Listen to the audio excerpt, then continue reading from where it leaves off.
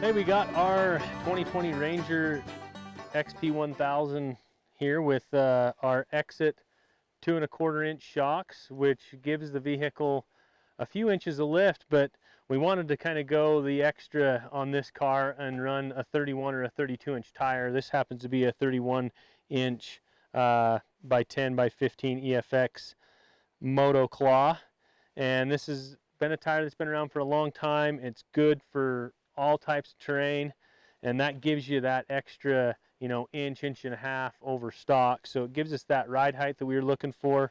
And then just, you know, obviously to get that, we talked before about doing the forward arm.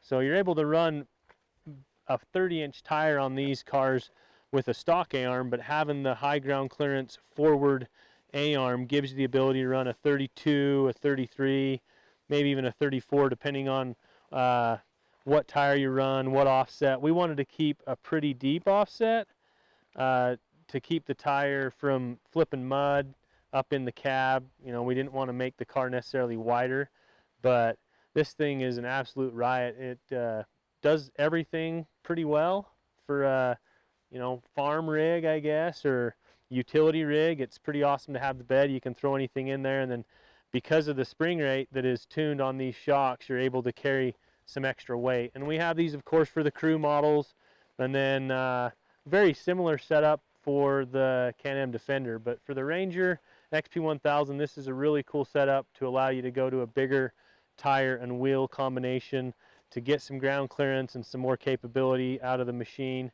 So check out the forward A-arms for your Ranger, and also the exit shocks, and then check out EFX tires. And this happens to have an MSA 15-inch wheel on it, so really cool combo. Totally changes the way the vehicle, you know, functions, but just looks. I mean, the car just looks a ton better.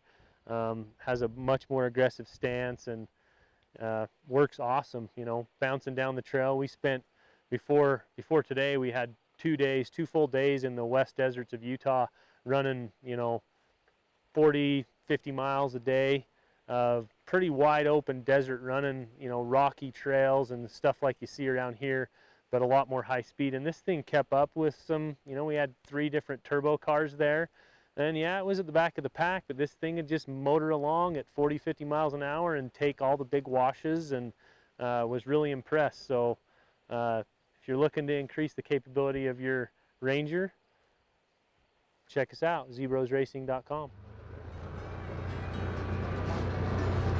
Pretty surprising, really, how capable these little cars are. I mean, for a rig that's built for utility and hauling bales of hay, it's no wonder it's a really popular machine for people to buy to get out and just enjoy, you know, family time and time on the ranch, hauling whatever. I mean, crap, I use this thing all the time around my yard. Way better than a wheelbarrow, so, and the capability is just pretty impressive. You are going to go up in the mountains and play and do things that you probably shouldn't in a utility rig. It's a pretty good time. Having the extra ground clearance is pretty key when you're rock crawling, though.